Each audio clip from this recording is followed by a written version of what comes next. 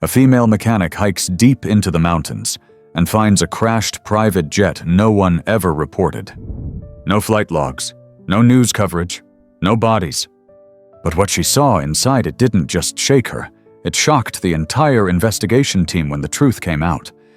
Why was there a sealed envelope hidden in the cockpit? Why did the wall of the jet say, "We waited, no one came"? And most haunting of all, where did the survivors go? Stay with us because this isn't just a story about a plane crash. It's a buried truth someone never wanted found. Let's get started. The wind sliced through the highland morning like a knife, carrying with it the raw scent of pine and distant snow.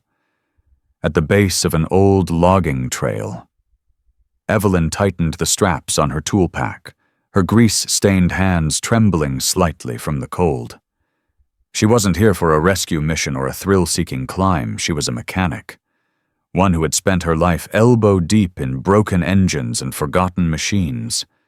After her father's death, she'd left the noisy repair shop behind and driven west until the roads ended in Montana's remote backcountry. The mountains had always been his escape, and now they were hers too. She found solace in the stillness, fixing old snowmobiles for local ranchers and sleeping under skies untouched by city glow. But today, she wasn't following any trail. A strange shimmer she'd glimpsed days ago from a nearby ridge had tugged at her thoughts like a thread she couldn't ignore. And now, as she stepped over frost-kissed rocks and into the quiet breath of the wilderness, she felt something shifting inside her, a stirring, an ache, like the beginning of a story that had waited years for someone to listen. She just didn't know yet what it was trying to say. Evelyn moved through the thinning forest, her boots crunching over patches of snow and stone, breath visible in the morning air. The farther she walked, the quieter the world became. Even the birds had grown silent. The only sound was the gentle clinking of tools inside her canvas bag and the whisper of wind slipping through bare branches. For hours, she climbed without knowing what exactly she was chasing. Maybe it had been nothing, just a trick of light across the mountain ridge. But something in her gut told her to keep going. She'd learned long ago to trust that instinct. It was the same feeling that led her to uncover the smallest crack in an engine block or find the one loose bolt no one else had noticed. As the sun edged toward midday, the trail curved sharply along a rocky outcrop. Evelyn stopped to catch her breath and pulled her scarf tighter around her neck. That's when she saw it again, just for a second, a glint of something unnatural reflecting sunlight across the ravine. She squinted. Not rock, not ice, something metal, with her heart pounding. She made her way down the slope carefully, each step calculated, her fingers brushing against stone walls for balance. Her boots slipped once on loose gravel, and she caught herself with a grunt, her palm scraping against jagged granite. But pain meant nothing now. 10 more steps, and the forest fell away behind her. In its place was a small, hidden basin, and there, partially buried beneath time and snow, was the twisted frame of a jet. She froze. Oh, it was unmistakably a private aircraft, its sleek body torn open down one side like a soda can. The wings crumpled into the slope as if the mountain itself had reached out and crushed it. Time had not been kind, rust streaked along the fuselage, and what paint remained had blistered into flakes. But it was there, real, immense. She didn't breathe. She didn't blink. Her first thought was disbelief. Her second was, why has no one ever found this? Evelyn crossed the clearing slowly, her eyes scanning for movement, for animals, for anything.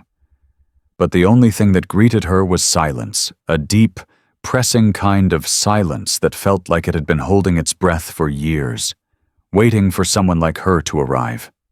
The door to the jet hung open, crooked and barely attached. A thin strip of fabric, maybe a curtain, once fluttered weakly in the breeze like a forgotten flag. She stepped closer, instinct pulling her forward. She didn't think about the danger or the weight of what this meant. Her hand found the edge of the doorway, cold metal biting into her palm through her gloves. She took one breath, then stepped inside. The air changed instantly. It was heavier, older, like walking into a room sealed shut for decades. Dust swirled around her as light from the broken windows filtered in faint beams. The cabin was torn apart. Rows of leather seats were thrown from their bolts, twisted and broken. Shattered glass sparkled in the corners. And yet, there was something even more unnerving than destruction. There were no bodies, no bones, no dried blood, no sign of who had been here. Evelyn stood still, blinking against the gloom, heart thundering in her chest. She expected tragedy, but what she found was something far stranger. On the ground near the front row, a handbag lay open, its contents scattered, a lipstick tube faded with time, a cracked mirror, a child's drawing curled with age. She stepped over the debris slowly, careful not to disturb more than she had to. Toward the middle of the cabin, an empty champagne flute sat on a tray table, as if someone had just placed it there. The eerie stillness clawed at her. Then she saw the scratches, near one of the windows. Faint lines had been carved into the metal wall, vertical marks, grouped in sets of 5. Not random, not graffiti. Someone had been keeping count. Her stomach sank. They had survived. Whoever was here, they'd lived, maybe for days, maybe weeks. Long enough to light a fire, she saw the soot-stained circle on the floor. Long enough to leave behind whispers etched into steel. And then they vanished. Evelyn felt a wave of dizziness. She stumbled back toward the doorway, the cold air outside rushing against her face like a slap. Her breath came ragged. The jet wasn't just a crash site. It was a mausoleum, a time capsule, a riddle buried in ice. And she, a woman who came looking for silence, had uncovered a secret no one was ever meant to find. She looked back once before setting up camp nearby, the aircraft casting a long shadow in the dying light. Tomorrow, she would go deeper. But tonight? She lay in her tent with her eyes wide open, listening to the wind whistle through the broken wings, wondering if she'd woken something that preferred to remain buried. The next morning, frost coated everything: the trees, the rocks, even the zipper of Evelyn's tent. She stirred slowly, her body stiff from the cold and from a night spent tossing beneath the weight of what she had seen. She couldn't stop thinking about it. The jet, the silence, the empty seats and eerie stillness, the marks etched into the wall like the quiet scream of someone left behind. After a quick meal of cold oats and coffee that tasted more like snowmelt than caffeine, she packed her bag, this time not with tools, but with a notebook, flashlight, and gloves thick enough to sift through the wreckage. The jet waited just as she had left it, hulking and broken, but now familiar like a door she'd opened but hadn't yet dared to step through. Today, she would step through. She climbed inside again, this time deeper, past the twisted rows of seats, past the spilled luggage and the abandoned purse, toward the rear of the cabin, where the ceiling dipped and shadows clung like cobwebs. She paused near a broken cart that once held drinks and fine snacks. Now it lay on its side, wheels jammed, its contents scattered, a silver spoon, a crushed glass bottle, and beside it, something that made her freeze. A child's shoe? Tiny, pink, the kind with sparkles that once lit up when you walked. But there was no child, no parent, no blanket or body or note.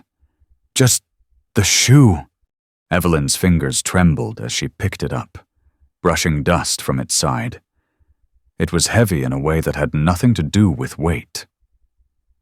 She placed it gently on a seat and moved on, deeper into the fuselage now.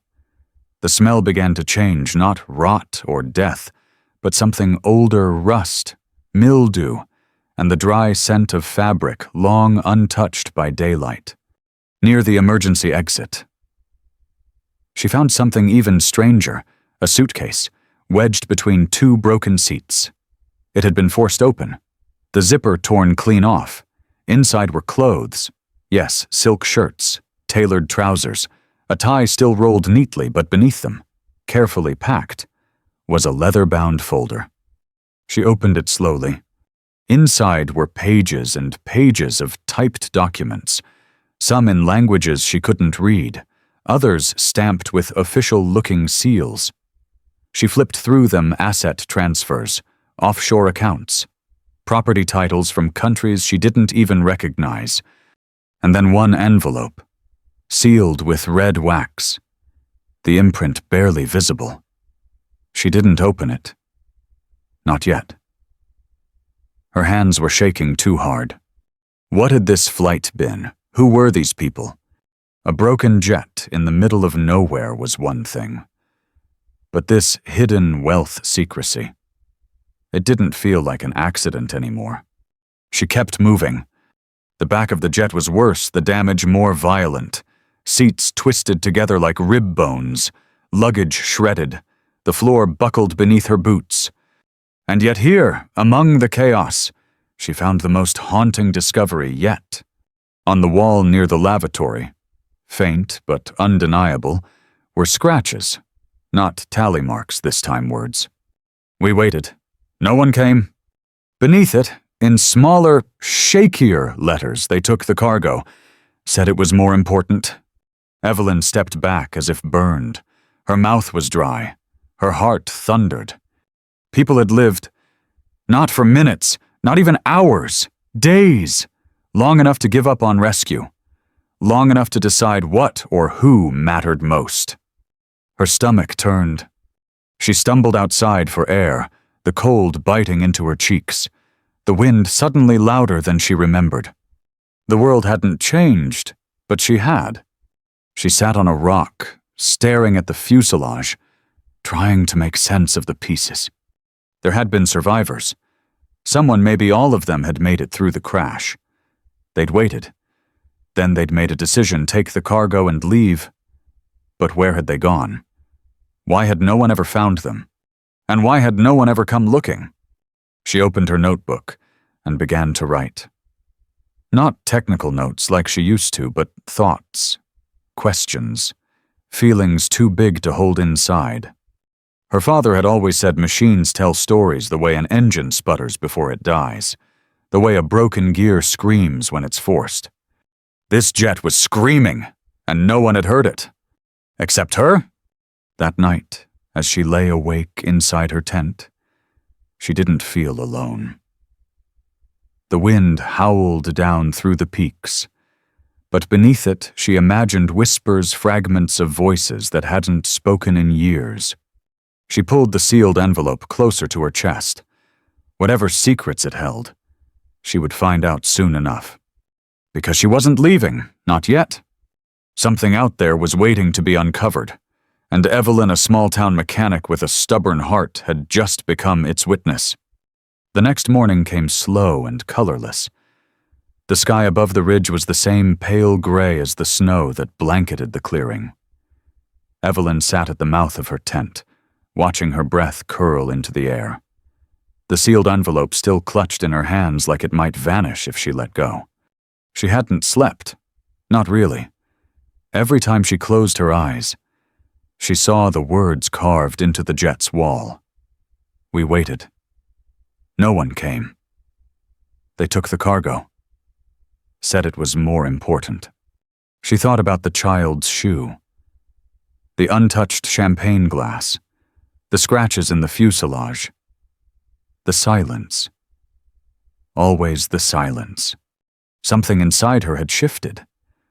When she first arrived in these mountains, All she wanted was stillness, a break from engines and traffic, from people and problems she couldn't fix. But the silence she'd found here wasn't peaceful.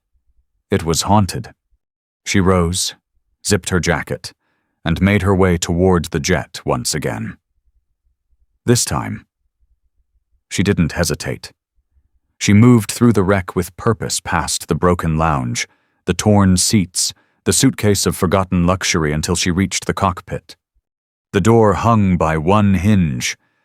She pushed it gently, her flashlight beam flickering across shattered gauges and rusted switches.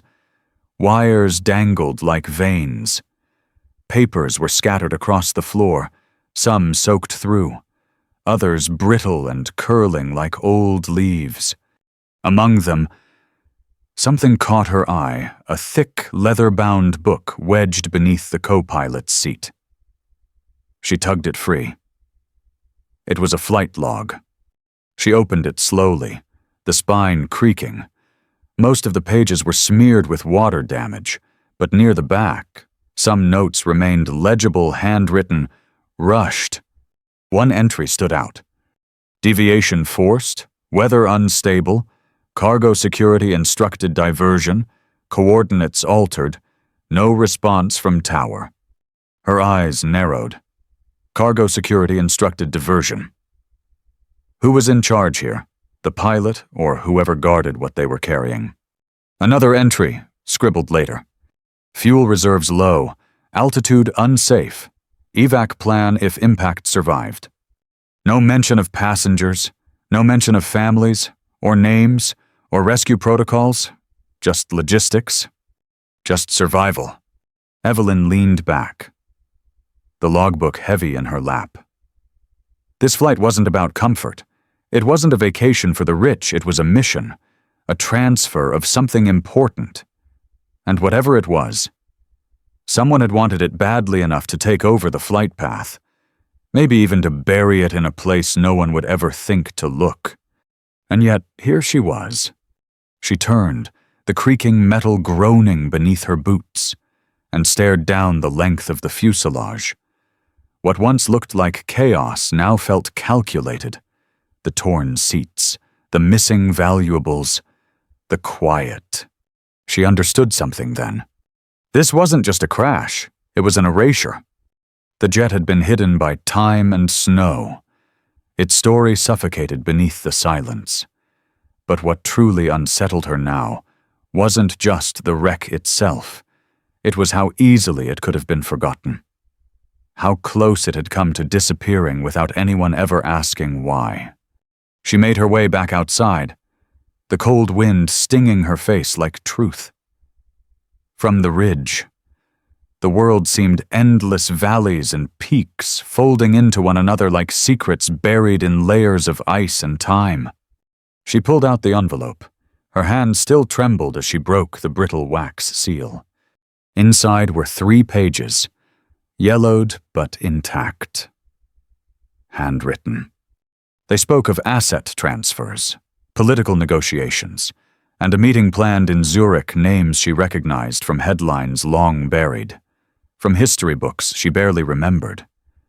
These were not ordinary passengers.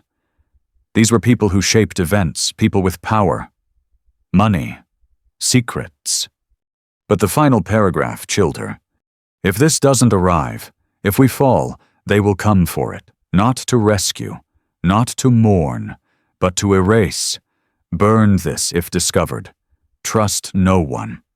Evelyn folded the pages back carefully and stared out at the ridge once more. She was no longer just a mechanic, no longer a wanderer looking for quiet. She was a witness now to something larger than her, a truth so carefully buried it had taken decades and an accident of sunlight on metal for it to be uncovered. But more than that, she was now responsible. She pressed her hand to her chest, breathing deep. The mountain had not chosen her. It didn't care. But she had chosen to stay, chosen to listen. And that made all the difference. That night, as the wind howled and her fire cracked weakly in the wind, Evelyn didn't feel alone. She felt watched. Not by danger, but by memory. By stories too heavy to vanish. By morning. The wind had died. The world outside her tent was silent again. But it was no longer the kind of silence Evelyn once craved. This was a silence that listened back, aware, watchful, thick with what had yet to be found. She packed slowly, not because she was leaving. No, she had made that decision in the quiet hours between one gust of wind and the next. She wasn't going home. Not yet. Evelyn had come to the mountain to fix herself, to disappear from a life of noise and oil and heartbreak. But now, she realized, the mountain had given her something else entirely purpose. She zipped up her pack, slipped the sealed pages into a dry compartment, and set off not down the trail, but farther up, toward the place where the valley curved into a narrow gorge. That was where the drag marks had led, and she needed to know what lay at the end of them. It took her 3 hours to find the path again.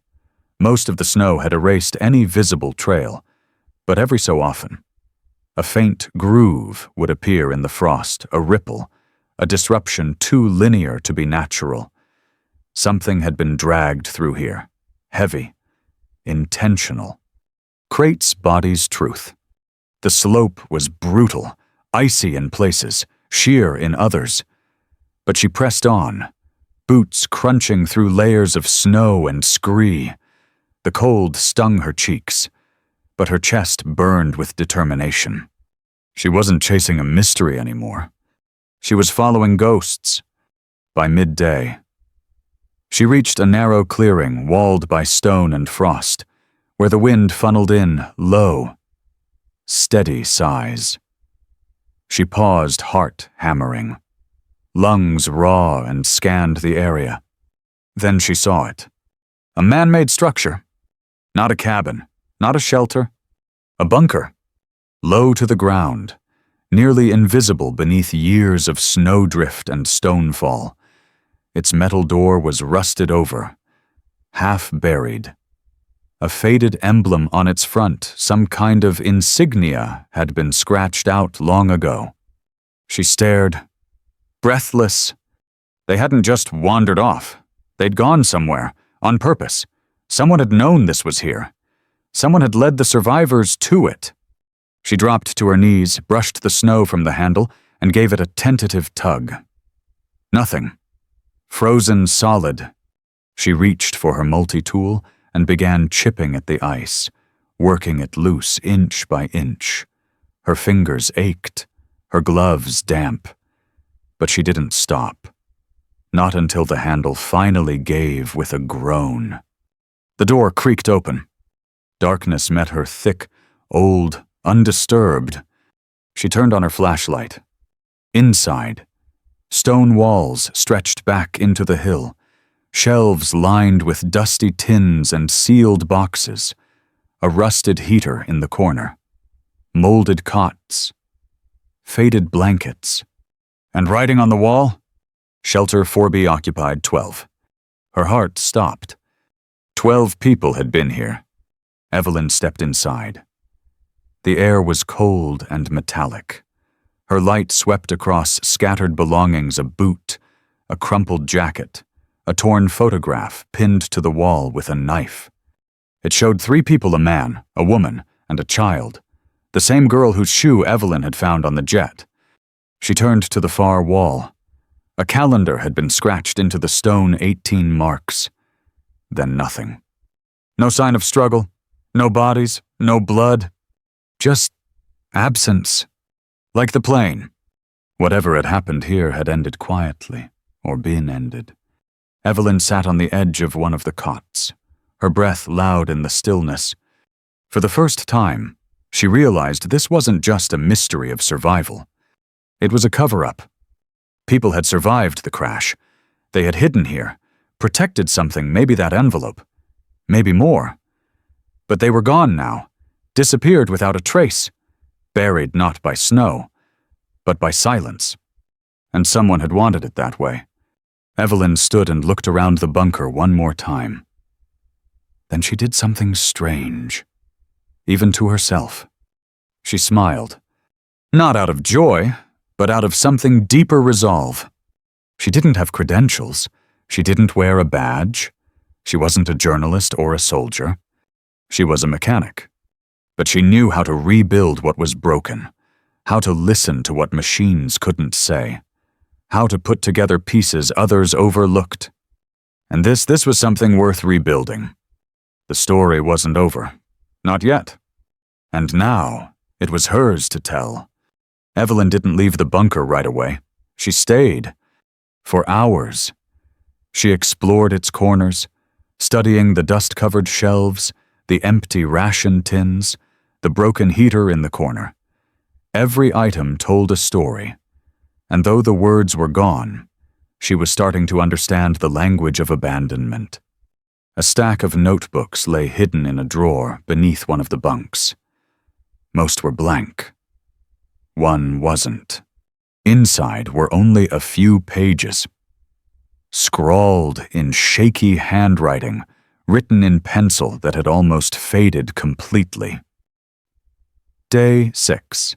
Snow hasn't stopped. We're conserving fuel. The heater's dying. Day 9. Peter says we have to leave soon. I think he's right. But where the radio's dead. Day 12. Evelyn cries at night. Not the woman, the girl. I don't know how to comfort her. I don't know how to hope anymore. Day 14. We're leaving tomorrow. Taking what we can carry. No choice. Her name, Evelyn. She blinked. Not a child. The girl in the photo. But it felt personal, intimate, as if time had blurred the lines between them. The survivors had stayed here. They had waited. They had tried. Then they had vanished, maybe into the cold, maybe into something worse. She folded the notebook carefully, placed it in her own pack. It didn't belong to her, but someone had written those pages, hoping they'd be found. And now, they had. Outside, the sun was beginning to slip behind the ridge. Long shadows crept across the valley. She should have been scared, should have been packing to leave. But instead, Evelyn climbed back down to the wreck. There was one place she hadn't looked yet, the very rear of the fuselage, where debris had piled high and the ceiling had caved inward. It would take time to clear it, but something told her the answers weren't in the open. They were buried, just like everything else. She worked in silence. Her mechanic's instincts kicked in, moving debris carefully, wedging stones under bent beams to create support, using an old fire extinguisher as a makeshift jack. Her hands moved with a purpose she hadn't felt in years. And while she worked, something within her shifted. She wasn't running anymore.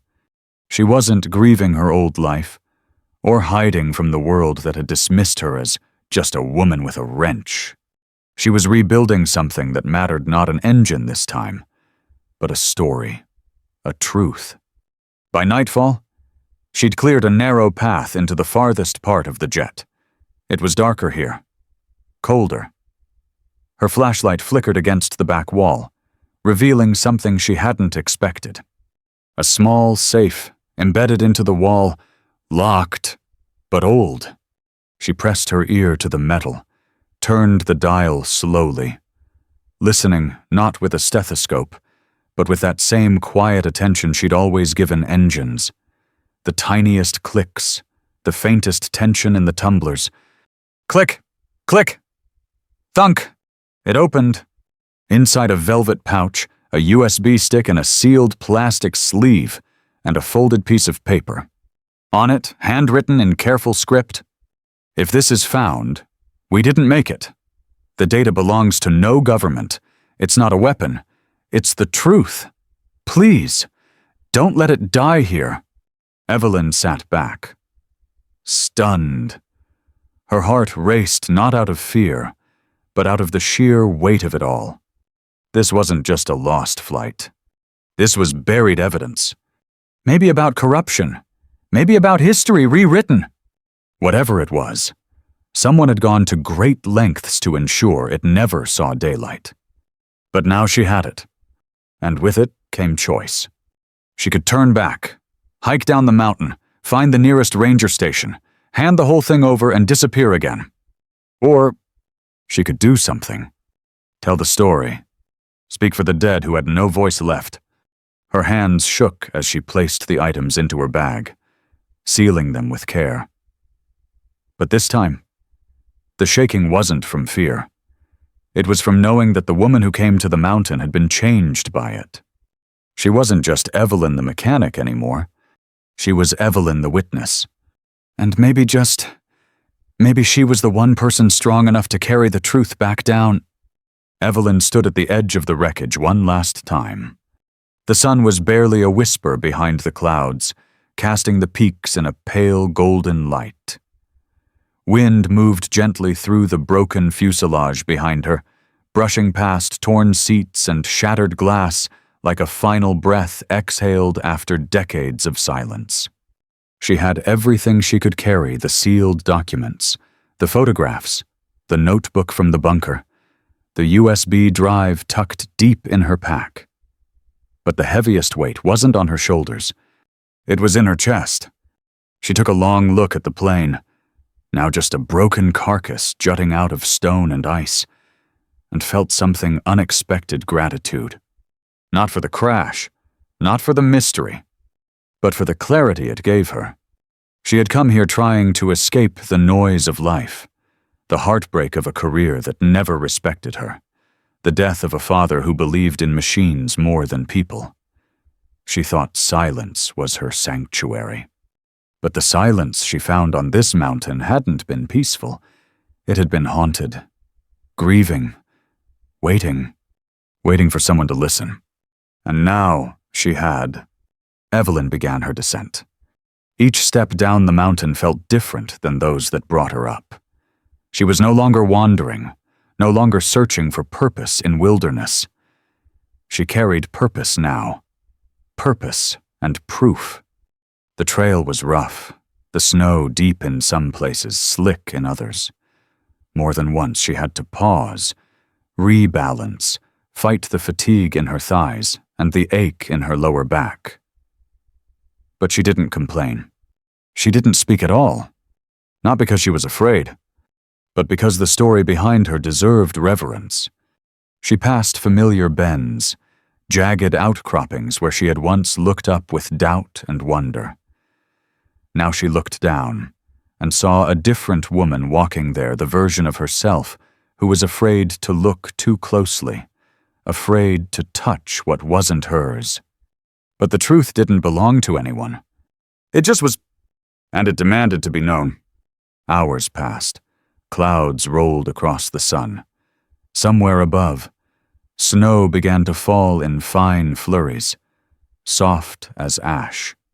She felt watched again, not by ghosts or monsters, but by memory. The girl named Evelyn who cried in the bunker, the pilot who scribbled frantic notes, the passenger who carved "We waited." No one came into the wall. They were all with her. By dusk, she reached the lower forest.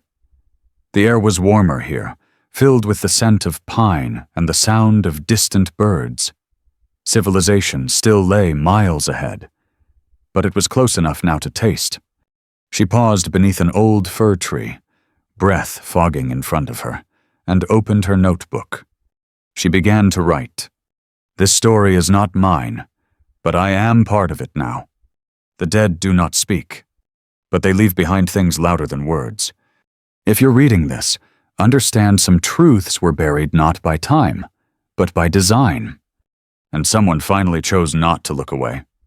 She closed the notebook, slid it into her jacket, and kept walking. That night, she slept near the tree line. No more wind in the wreckage, no more whispers, just the steady breathing of trees and stars above her, blinking through the cold. And for the first time in years, Evelyn slept soundly. Not because she was safe, but because she was certain. By the time she reached the first ranger outpost, frost clung to her jacket, and exhaustion made her knees tremble.